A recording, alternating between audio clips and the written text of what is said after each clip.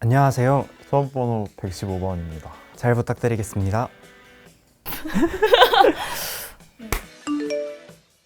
인적성 면접이라고 해서 합격 불합격을 가를 수 있는 교수님들이 판단하시기에 이 사람이 장래 의학도로서 학업을 수행하는 데 있어서 지장이 있다라고 판단되는 경우에 한해서만 페이를 주시고 이 학교에 적합한 인성을 갖추었는지 정도만 판단하고 패스페일로 나뉘었던 것 같습니다.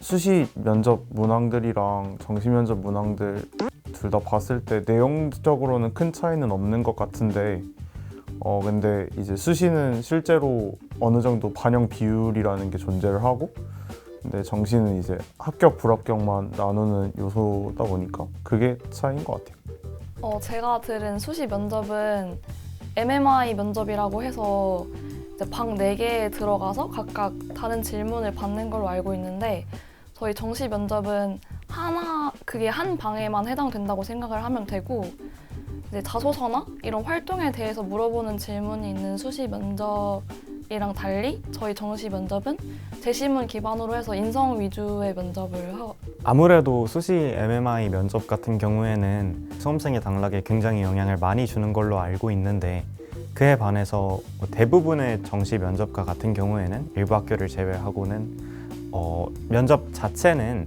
패스페일만 결정하고 점수화되어서 반영되지 않기 때문에 준비하는 수험생 입장에서는 수능이 끝난 이후에 커다란 부담을 가지지 않고 준비할 수 있다라는. 또 울산대학교는 좀 떨어진다고 하더라고요. 한 명 정도씩은 꼭 매해 떨어지는 것 같아요. 10명 뽑는데 한 명 정도씩은 떨어지는 것 같아요. 니트랑 그냥 어차피 위에 아우터는 벗을 계획이었어서 롱패딩 그냥 입고 갔던 것 같아요. 저는 추웠어가지고 그냥 코트랑 니트 입고 갔던 것 같아요. 목골라 니트 위에다가 울 니트 위에 코트를 입고 갔었던 것 같아요. 그 면접장 대기실에 들어가니까 제가 제일 격식 있게 차려입고 갔더라고요. 지금 입고 있는 이 옷 그대로 입고 갔고요. 이 옷에 청바지 입고 왔습니다. 교복 같은 경우에는 아무래도 출신 학교를 특정할 수 있다 보니까 교복, 체육복 이런 거 다 금지입니다. 맨 처음에는 이제 학생들이 한 오전반, 오후반 사람들이 한 절반 정도 나뉘어 있었는데 대기를 2번 하고 그 면접 직전에 또 큰 방에 들어가는데 아마 4명 정도 이제 각자 자리에 앉아서 제시문을 읽는 시간이 주어지고 그 시간이 끝나면 또 다른 방에 들어가서 이제 저희가 비대면이 면접으로 봐가지고 노트북으로 교수님들이랑 연결이 돼가지고 제시문에 대해서 질문을 하셨던 것 같습니다. 저는 노트북으로 띄워져 있던 분들은 한 4-5분 되셨던 것 같아요. 저는 한 10분은 안 넘었던 것 같아요, 체감상. 저 체감 한 10분 됐던 것 같아요. 너무 계속 대답을 했는데 구체적이지 않으니까 계속 물어보셔가지고 2대1 면접이어서 면접관 분이 2분 계셨고 면접장에 들어가기 이전에 제시문에 질문이 한 2개 정도 있었는데 3분 정도 제시문을 받고 준비가 완료되면 면접실 안으로 들어가고 그럼 면접실에 이런 테이블이 있어서 테이블에 앉으면 아까 준비했던 거랑 똑같은 A4 용지가 배부되어 있어가지고 그걸 보면서 다시 한번 머릿속으로 대답을 이렇게 복기해보고 질문에 대답할 준비가 완료가 되면 면접관님께 준비가 된 것 같으니 시작하도록 하겠습니다. 먼저 첫 번째 질문에 대한 답변부터 드리도록 하겠습니다.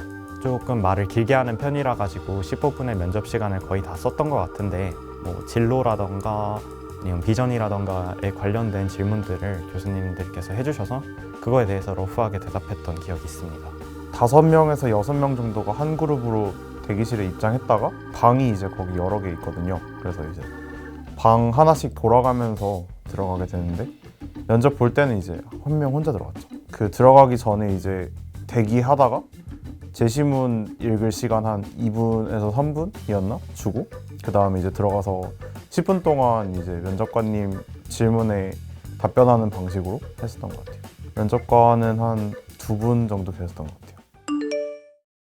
A랑 B가 있다고 하면 A가 이제 다이어트를 하는 친구고 B는 그 A랑 친한 친구인데 이제 A가 다이어트를 결심했지만 이제 계속 무언가를 먹으니까 B 입장에서는 얘 다이어트 한다고 했는데 자꾸 먹네 이러니까 그만 먹으라는 말을 이제 다른 애들 앞에서 크게 말을 한 거예요. 그래서 A는 이제 상처를 받고 이제 뛰쳐나갔다. B 입장에서 어떻게 할 거냐 이런 제시문이었던 것 같아요.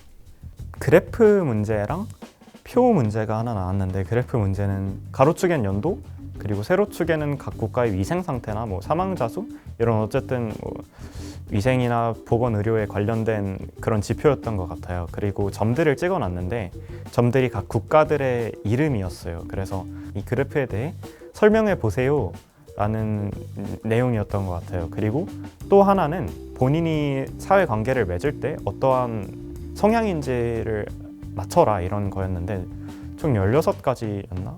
표가 나와서 수평주의적인 성향, 그리고 수직주의적인 성향, 뭐 그런 것들이 나와 있어서 본인이 수직주의적인 사람이냐, 좀 리더십이 있고 좀 통솔하려는 성향인지, 아니면은 다 같이 좀 힘을 합쳐서 문제를 해결하는 그런 성향의 사람인지, 그런 걸 물어봤던 것 같아요. 제시문도 3개인데 하나는 일단 영어 지문이고 나머지 2개는 한글 지문 이렇게 나왔던 걸로 기억하는데, 일단 영어 지문은 코로나 백신 관련 지문이었는데 그 수능 영어 지문처럼 순서 배열하는 질문 하나 나왔었고, 그 다음에 이제 강아지 구충제 관련 기사 비슷한 거였거든요. 그래서 누군가가 이런 약을 먹고 뭐 암이 나았다 해서 이제 거기에 관련해서 암을 낳게 한 이유가 무엇이었을까 뭐 이런 거. 그 다음에 사탕공장 이야기가 3번째 제시문이었는데, 사탕공장에서 왜 불량품이 생기는지,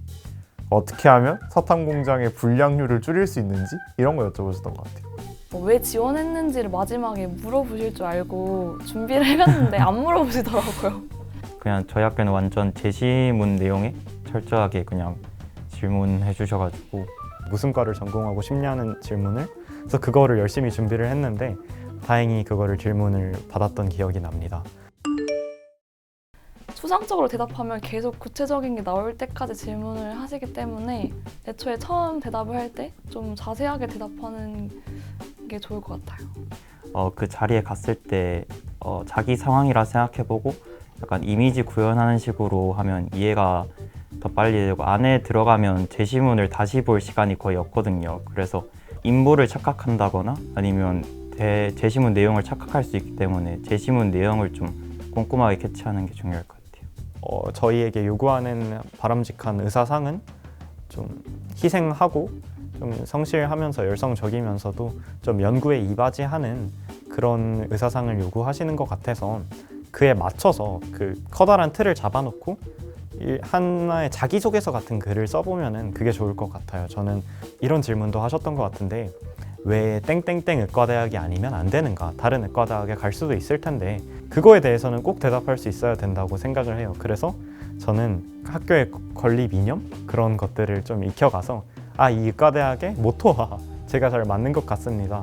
그런 걸 준비를 해갖고 안내사항 잘 따르고 지시사항 잘 따랐으면 좋겠고, 다 알고 있는 듯이 말 안 해도 되고 그냥 솔직하게 자기가 아는 만큼 성실하게 답변하면은 결과는 그냥 따라서 왔던 것 같아요. 오! 가정집에 무단 침입해 혼자 있는 아이를 성폭행한 범죄자. 범죄를 저지르는 도중 상처를 입었다. 그리고 그는 또 다른 성폭행 전과가 있고 현재 의지에 걸린 상태다. 당신은 이 환자를 수술할 것인가 하지 않을 것인가. 나의 자아로는 당연히 사람도 아닌 환자 취급을 해줘야 되나 뭐 이런 마음은 다 누구나 있을 거라고 생각을 이제 하는데, 의대생의 자아로 생각을 하면 차라리 치료를 해서 제대로 된 처벌을 받게 하는 게 맞지 않나. 낭만 닥터 김사부라는 드라마를 좀 감명 깊게 봐가지고 거기서도 약간 이런 비슷한 예시가 나왔던 것 같아요. 엄청 나쁜 사람이지만 의사로서는 아무리 이런 사람일지라도 어쨌든 환자이므로 치료를 해야 되는 게 맞다 생각하고, 의사의 입장에서 환자를 용서하거나 뭐 용서하지 않거나 이런 판단을 내릴 자격은 없다고 생각하고, 어찌되었든 하나의 생명이니까 생명을 살리는 거를 우선시해야 된다고 생각이 듭니다. 수술할 것이라고 얘기할 것 같아요. 그래도 사람이기는 하니까 이 사람에 대한 생사여탈권은 저한테 없다라고 생각을 해서 일단 살리는 게 맞다라고 생각할 것 같아요. 희수야, 오나 기훈아, 도현아, 꼭두 새벽에 1월 말 그 추운 날에 일어나느라 고생 많이 했고 시간을 착각해서 왔다 갔다 한다고 힘들었을 텐데 한 분이 어떤 대답을 해도 웃지 않고 매서운 표정으로 보고 계실 텐데 그걸 너무 주눅들지 말고 면접 나와서 그 포교 활동 하시는 분들이 전화번호 물어보는데 그때 전화번호 주지 말고 그게 제일 중요하니까 그래 고생 많았어.